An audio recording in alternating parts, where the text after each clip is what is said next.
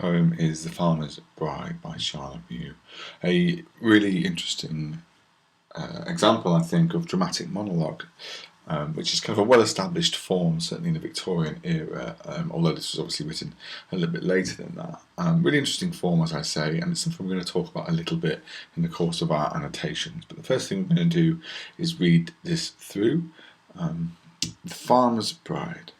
3 summers since I chose a maid, too young maybe, but more to do at harvest time than bide and woo.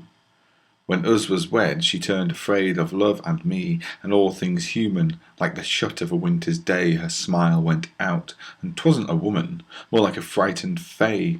One night, in the fall, she runned away.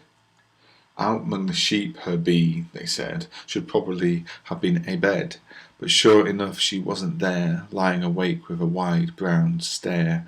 So over 7 acre field and up along across the down we chased her, flying like a hare before our lanterns. To church town, all in a shiver and a scare, we caught her, fetched her home at last, and turned the key upon her fast. She does the work about the house, as well as most, but like a mouse, happy enough to chat and play with birds and robins and such as they, so long as menfolk keep away. Not near, her eyes beseech, when one of us comes within reach. The women say that beasts in stall look round like children at her call. I've hardly heard her speak at all. Shy as a leveret, swift as he, straight and slight as a young larch tree, sweet as the first wild violets, she to her wild self, but what to me? The short days shorten and the oaks are brown, the blue smoke rises to the low grey sky. One leaf in the still air falls slowly down, a magpie's spotted feathers lie on the black earth spread white with rime. The berries redden up to Christmas time. What's Christmas time without there be some other in the house than we? She sleeps up in the attic there, alone, poor maid. 'Tis but a stair betwixt us. Oh my God, the down, the soft young down of her, the brown of her eyes, her hair, her hair. So like I say, it's a very, very interesting poem. And there's quite a lot going on within it. I don't think this is a poem about the farmer. Now, the person that we get from whose point of view this is written, the speaker, should I say, is the farmer. But as the title suggests, this is about the farmer's bride. That means we have to do a little bit of work here. We have to try and construct an image, construct the character of the farmer's bride only from the perspective of her husband. I'll say that again because I think it's important. We have to construct the character of the farmer's bride only from her husband's perspective, which brings with it lots of kind of problems, but it also brings with it a great opportunity for us to examine the role of women, or should I say, for the poet to examine the role of women in this era. This poem was written in 1912. Obviously, we were moving away. About 11 years after the 12, 11 years after the Victorian era. But a lot of these ideas still hold. It's still a patriarchy. Women, largely speaking, especially in rural communities, still didn't have the kind of autonomy that they would like to have had. And I think this poem is largely about that. It's about control. It's about identity, and it's about agency. Now, agency, putting it simply, is your ability to choose what you do, your ability to be in charge of your own destiny and your own future. The farmer's bride is not in charge of anything at all. Now, we're not going to talk too much about the context of this poem. Charlotte Mew certainly was interested in kind of social justice, social equality, gender equality and women's rights. Definitely, absolutely interested in that. All of her kind of romantic relationships were with women, which obviously presented problems for her at the time. So really, she has this perspective on the established and the conventional way of finding a wife, or I say finding, of getting a wife or choosing a wife, she finds this problematic. And I don't think it's just from our modern perspective that this is problematic. We can understand that the poet finds it difficult and essentially wrong because of the presentation of the speaker. So, and that's all really we're able to analyse. We can analyse the language used by the speaker, but we must infer the character of the farmer's bride. Okay. Now, this was probably her most famous poem. Her most successful book of poetry was named after this poem, and this poem is the one that really caught the public's eyes, and also gave her lots of critical acclaim from fellow poets. She was a writer of prose as well, and I think you can see that in this poem. There is a great narrative to it. And the final thing I'm going to say, context-wise, is that there's a lot of kind of conventions of realism in this poem. I'm not saying that Charlotte Mew was necessarily a realist poet. That is, I think, a different debate. But there are definitely elements and conventions of realism in this poem that we might find interesting to look at. I'm talking about the kind of everyday language. I'm talking about the pastoral and the rural setting of this poem. And also its kind of interest in the quotidian. By that I mean kind of the everyday, These are not high status characters that the poem is interested in. These are everyday people. So because of that, it makes it a realist poem. Or it could be argued that it is a realist poem. So let's start looking closely on the things I want us to think about most of the things I've written here. Identity, agency, and control. Who is in control of this? What is the basis of this relationship? I would argue the basis of this relationship is control, and a wider control by the patriarchy. So look, 3 summers since I chose a maid, so 3 years. One thing we find in this speaker, in the farmer, he times things by the seasons. And that is important for 2 reasons. Firstly, because he's a farmer. That's how farmers work. They're more interested in seasons than in dates, because obviously it depends on their kind of crops and what they can grow. But it also gives the poet an opportunity to reflect how the relationship declines. As winter arrives, we find a decline in this relationship, if there can be an even further decline from someone running away. So look, 3 summers since I chose a maid. We've got this sense of control, haven't we? I chose, because it's his right to choose, and it's certainly the maid's father's right to decide whether that is okay or not. I chose a maid. We've got this conventional view of womanhood. It implies an innocence and a purity, and almost certainly a virgin, and which was the bare minimum if you wanted to be married at this time. Too young, maybe. So he concedes that she was probably too young. She wasn't ready for it. She was kind of too innocent for marriage, which gives that kind of admission right at the start of the poem. I think makes this a fairly sinister poem, because it feels like she's under control of someone who is maybe taking advantage of her. I think that's why the poet has that detail so near the start. Who is in control? I think that's one of our major questions. And if you're too young to be married, you are not in control. But more is to do at harvest time than bide and woo. What he means there is that during harvest, he's very, very busy. Harvest is the farmer's most important time of year. It's absolutely the most busy time of year. And he's saying, he didn't have time to dedicate to choosing a wife, or woo means kind of attracting a wife, putting the work into making them fall in love with you. He hasn't got time for that. Again, think about who's in control. This is not a relationship built on love.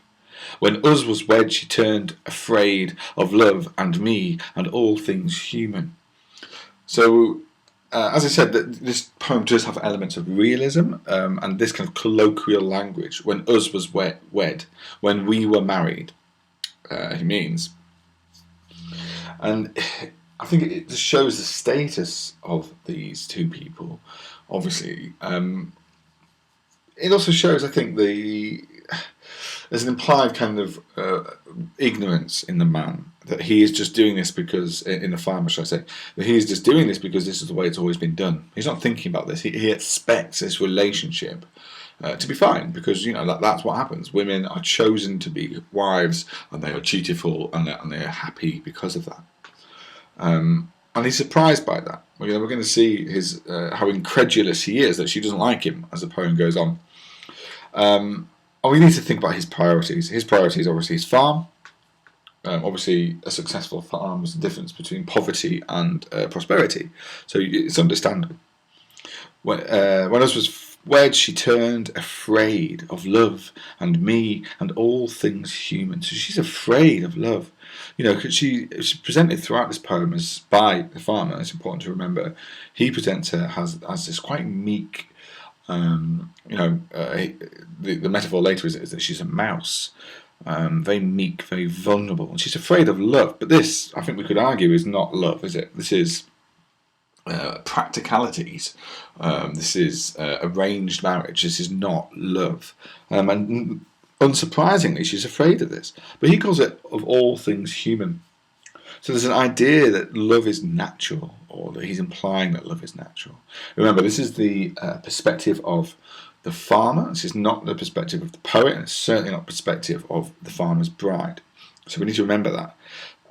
So to him, this is the natural thing, that a woman should be, should obey her husband and should be dutiful towards her husband. So like the shut of a winter's day, her smile went out. So when she's met with the reality of her marriage, the fact that she's kind of locked in this house with someone she doesn't love, and in that reality, her, like a winter's day, her smile went out. This simile, like the shut of a winter's day, it shows its coldness, doesn't it? There's almost a death there. I think winter often symbolises things dying. I know spring is about renewal, but at the moment, winter is kind of death. It shows the death of her happiness. Her smile went out. It was extinguished. It was destroyed. Just think about the impact on this young woman of this marriage. Her smile went out, and 'twasn't a woman, more like a little frightened fay. Fay means fairy. So what he's saying is, she's not a woman, Now, obviously, we could say that reflects the idea that she probably wasn't ready for it yet, too young maybe. She wasn't a woman, she was still a girl, still a maid, still a virgin, still innocent, which makes it, again, a little bit more sinister from our perspective. I think that is one thing that Mew wants us to think about the control of this man over this kind of innocent, vulnerable young woman. 'Twasn't a woman, more like a little frightened fay. And that little, that adjective there, little, is really effective, isn't it? Because it's not just saying that she's small. That in itself is quite a juvenile adjective, isn't it? If you describe things as little, we see them as quite sweet and quite vulnerable. A little frightened fay, it's quite a problematic description of her by the farmer, because it's like he's implying he's taking advantage of someone who doesn't have the strength to stand up for themselves. She doesn't have this agency. He has absolute control. One night, in the fall, she runned away. Again, runned away, so we've got this colloquial language. It's quite pastoral, it's quite authentic in the language. And we've got this motif of the seasons, the fall representing autumn, obviously. Also, the interesting idea that something has fallen, something has, something has broken. And in this case, it's the possibility of a happy marriage. She ran away. I mean, she would have had to be tremendously desperate to run away. There were very few options for young women at this time. Assuming she's very young, which I think we probably could, assuming someone like this wouldn't have had education. Certainly, if she was going to marry a farmer, she would have been like her prospects would be very, very few. So running away is a tremendously desperate act. It's not like she can just go get a job in a shop or something. Like she would have, her life would have been very, very difficult if she had succeeded in running away, which she doesn't.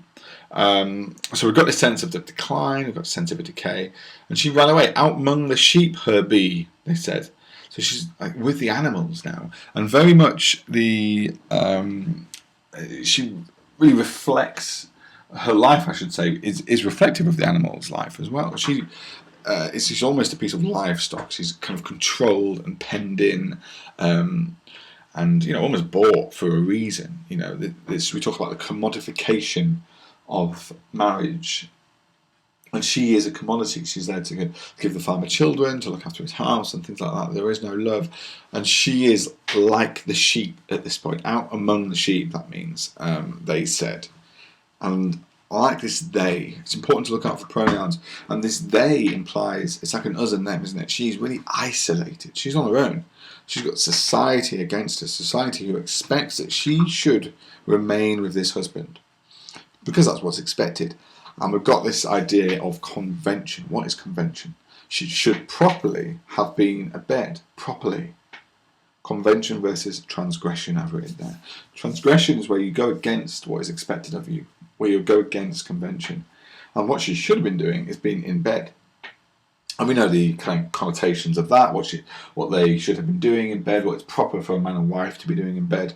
But sure enough, she wasn't there, lying awake with her wide brown stare. And there's this idea, I think, of a certain trauma, of like the control that has been forced upon her had previously, kept her up at night, just staring with her eyes wide open. So over 7-acre field and up along across the down, we chased her. And we get this description of them chasing her across the field and along the downs, chasing her. She's not a person, I've written there, but like prey, something to be caught. And this, by the way, is all conventional, as I've written there, quite emphatically. A wife should be returned to her husband if she runs away. That is the conventional thinking. So we get this sense of a mob chasing her, flying like a hare before our lanterns. She's fleeing, but she's got all of society against her. It's an us and them again. Our lanterns. So it feels like almost unquestionable that the farmer is in the right here. His society believes that, this woman needs to be under the control of her husband. To church, town, all in a shiver and a scare, we caught her. Like caught, that verb there. It's quite creepy, isn't it? The fact that she was captured. We talk about her. I think there's a good lexical field here, isn't there, of fear and things like that. So there's a shiver and a scare, and she's flying. She sounds vulnerable, doesn't she? She sounds someone who needs to be protected, not, as is happening, chased and captured. We caught her, fetched her home at last, and turned the key upon her fast. I think this home becomes really ironic. She's forced to be there. A home, I think, is largely built on family and love. It's a difference. That's the difference between a house and a home, isn't it? The fact that you feel like you belong there, and she really does not feel that way, does she? We can infer. And turn the key upon her fast. Yes, fast means quickly, but in this case it means kind of tight, like completely closed. If you close the door fast, it means it can't be opened. So she's locked in. And this rhyming couplet, it's not the only rhyming couplet. There were quite a few that fairly not randomly, but kind of not a great deal of pattern to where the couplets and the triplets are. But in this instance, a couplet emphasises this kind of finality. The door slams shut. It emphasises this control that the farmer and men in general and society in general has over the farmer's wife, who, by the way, is not named. I think if we consider identity, the fact she doesn't have a name, the fact when she's described, she's either described as an animal or her physical appearance from the point of view of the farmer, from the point of view of the things that the farmer finds attractive. That is what is described about her. So she's locked in. They turn the key upon her fast. She does the work about the house as well as most, but like a mouse. That's interesting, isn't it? So we switch here to present tense. She does the work. And I think it reflects the farmer's kind of confusion, his incredulity. If you're incredulous, you can't believe something. This is not as he expected or as he was told to expect married life to be. This is he doesn't have the control he wants. He doesn't have the happiness that he thought he would get from this. So his expectations of the kind of the roles of a man and a woman and a husband and a wife are not being met. But part of them are. She does the work about the house as well as most, but like a mouse. That means quiet, but there's also this kind of fragility, isn't there? She's timid. And I think it reflects her status as well. Mice kind of, they're hidden and they're quiet and they're in the background. She has that sort of status. Happy enough to chat and play with birds and rabbits and such as they.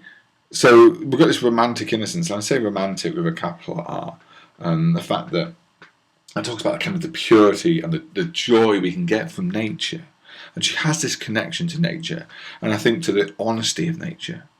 The fact that kind of the animals she's playing with, the birds and the rabbits, are innocent, and also they are free. Birds can fly around as they will, and she cannot. A farmer's wife doesn't have the freedom that the birds and the rabbits have.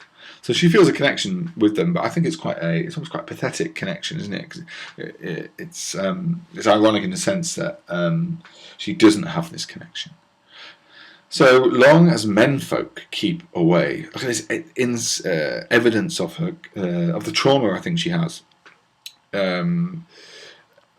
because of the control that men have had on her. When a man comes near her, there is this resistance. Not near, her eyes beseech. And it's a resistance to authority. It's a completely understandable resistance to authority, because I think with men, in this sense, for the farmer's wife, there is always that kind of implication, always that suggestion of physical control, of physical violence and aggression. And they chased her. So that is not that's not a stretch to say that she would be afraid of this physicality of the men. And she doesn't say anything. That's important to note. She doesn't say not near, not near. It's her eyes that say it. She is voiceless. She doesn't have the agency and the authority to say, look, I don't want to be near men. She can't say that. It's her eyes that say it. And I think in a sense it makes it worse. Our perception of the farmer himself should be worse. We should judge him more harshly because he sees that. He recognises that fear in her eyes, but he still expects what he regards as the proper relationship with a wife. And the rhyming couplet there, her eyes beseech when one of us comes within reach. And he's not saying that when a man comes near to her. He's saying when the man is close enough to grab her. And I think that, for me, confirms the almost threat of the physical violence. It might not necessarily be violent, but she is absolutely in their control. They can grasp her and control her and keep her. And I think that's what makes this a particularly sinister poem.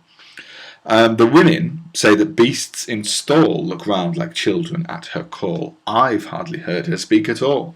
The first thing I want to deal with is that triplet, that rhyming triplet, stall, call, all. And I think what it does is amplify the frustrations of the farmer. His frustration in this relationship is definitely growing, and I think that is evidence there. And the final stanza we'll see is really kind of the pinnacle of this frustration. So I think the triplet helps us understand that as it heightens throughout the poem. The other thing is the women. She should be part of that group, isn't she? Shouldn't she? But she isn't. Even the women say things about her. So she's an outsider even to them.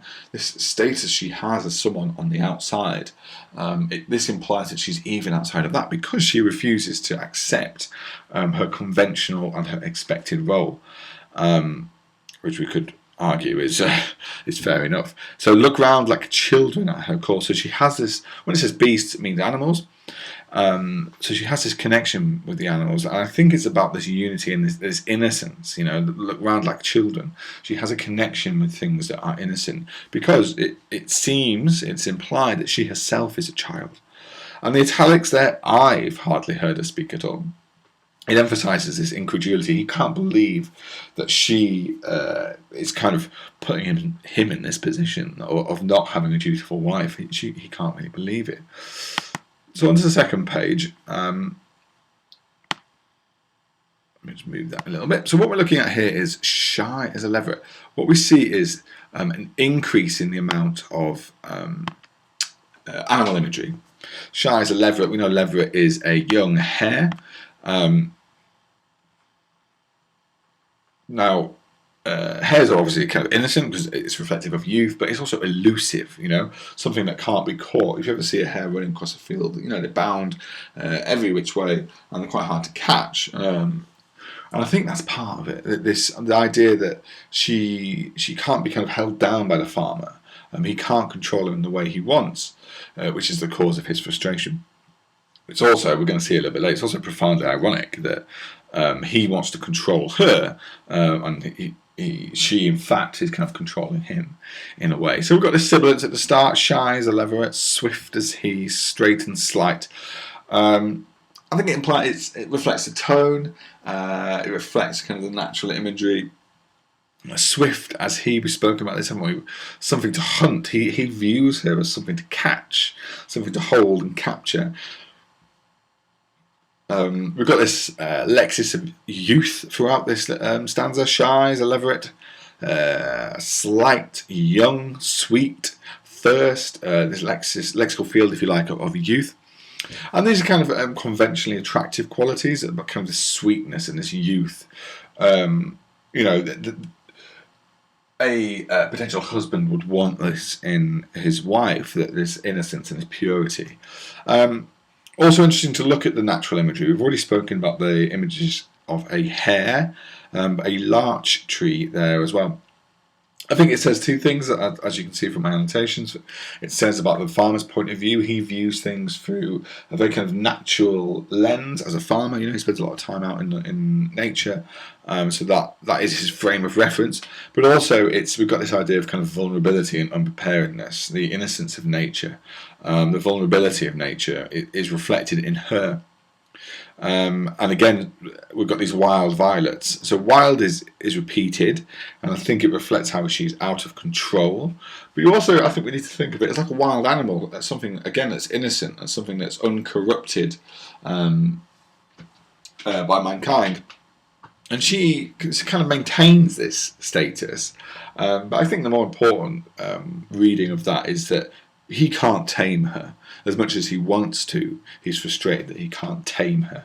And I think that word tame is the right one, because he views her very much as an animal to be controlled, as we've said. Sweet as the first wild violets, she to her wild self, but what to me? So we've got this rhetorical question, and what he's saying is, I think it's quite pathetic. He's saying, why isn't she nice to me? Which is quite interesting, because he is controlling her, he's chased her, he's captured her, he's forcing her to play the role of a wife, and he can't understand why she doesn't want to be nice to him. I've written this rhetorical question sounds pitiful. The man is bemoaning his lack of control, and it is profoundly ironic that he wishes he had more control, when ultimately this is about her lack of control, her lack of autonomy. So we spoke, didn't we, at the start of this poem about the imagery of kind of winter and the seasons. And here, as their relationship declines yet further, we hear about the days shortening and winter coming. I think obviously winter represents death, as I've said, not a literal death of the two, but a death of their relationship, the breakdown of their relationship. The days are shortening, the oaks are brown. We've got this contrast with the brown oaks with the young larch, that there's a darkness about the oaks. But we're also seeing a hint about about the kind of beauty that he likes. He sees this natural beauty, and in the final stanza, he goes a little bit, he loses control a little bit when he's describing it, and we get this repetition of brown. But the oaks are brown. It contrasts with the young larch. We're seeing the kind of decay of nature, the decline of nature, and the tone, I think, is getting more miserable and more desperate. And we see that with this line 35, the blue smoke rises to the low grey sky. uh, like that low grey sky feels heavy, doesn't it? It feels sombre, it feels miserable. And it feels quite lifeless. One leaf in the still air falls slowly down. A magpie's spotted feathers lie on the black earth, spread white with rime. Rime, R-I-M-E, then means kind of frost and ice. But we get the sense of the magpie's feathers are lying on the black earth. This bird has been grounded. I think that's quite symbolic of the farmer's wife herself, the fact that she is trapped and caged, if you like. The magpie feathers being on the ground are showing that there is no freedom for her. The black earth, where natural imagery in poetry is often quite a life-giving thing, isn't it? It's about growth and hope. But the earth now has become black. It's dark. It's this death that we spoke about of their relationship and how that mirrors the sort of death that happens in winter. And the berries are reddening up to Christmas time. What's Christmas time without there be some other in the house than we? So again, this couplet kind of emphasises it's just the two of them. What he's saying there is that he wishes he had kids. He wishes there was children for them to share Christmas with. But again, I think Christmas becomes a bit like darkly ironic, the fact that it's about celebration and happiness and things like that. And they just don't have any of that in their life, He's closed the door to happiness for her. The relationship, as I've said, is about control. It's about this lack of... there's no balance. There's no equity in their relationship. She sleeps up in the attic there, alone, poor maid. This final stanza, I think, is very, very dark. She's been banished to the attic, or she's banished herself to the attic. Either way, kind of the control of the relationship has forced her into kind of isolation and almost imprisonment. It's almost like she's being hidden up there, like he's ashamed of her. But so she's up in the attic alone, poor maid. So she's still the maid there.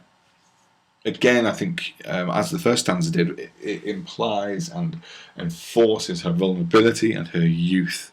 And it's quite a sad image, isn't it? Like a young lady up in an attic on her own, like profoundly sad because of the nature of the relationship she has with her husband that she may, it seems, not have wanted to marry. 'Tis but a stair betwixt us. There's only a staircase between us. So this is about the proximity between the two of them. Physically, they're very close, but their emotional distance is enormous, and I think that is emphasised by their physical closeness. That is what is being said there. Their proximity is more meaningful because the absolute vastness of the emotional distance between them. Oh, look at all these exclamations! Oh my God! The soft young down of her. It's a very kind of intimate description of her. He's talking about the very fine hairs on her skin. Down is it's a very, very soft feather of a duck that they use for kind of stuffing pillows and things. It's very very soft and very kind of light. So again, it's natural imagery, but he's describing her skin, the soft young down of her, which is... It's very intimate, but considering the relationship they have, it feels very creepy, doesn't it? Really intrusive and really this kind of invasive description of her that I think is supposed to make us feel quite uncomfortable, especially when you kind of couple it with the images that he ends his poem with. The soft young down of her, the brown of her. He's talking about her hair and her eyes, and I think we're supposed to think of the recurring image of brown from the oak trees, and it's showing us her vulnerability again, but now it's showing us this like maniacal obsession with her. We talked about kind of mania in love before, this like I say, this obsession, this wild obsession with someone, and the breakdown of the syntax here, the construction of the sentences reflects this madness, this wildness he has. The soft young down of her, the brown of her eyes, her hair. we've got this half rhyme. It shows how frantic he is, shows how desperate he is. Okay, so as we've seen, this poem is quite complex. It's on the face of it, it's quite a simple narrative, dramatic monologue, shall I say, from the perspective of a farmer talking about his wife who just doesn't want to be with him. But as I said at the start, what we really need to do is be very thoughtful, very careful about inferring the truth of the farmer's wife. This poem is about the farmer's wife, but it's from the perspective of the farmer. And I think it's our job to ensure we really think carefully about what the poet is saying about this sort of relationship. That is the key question of this. What is the poet saying about this sort of relationship?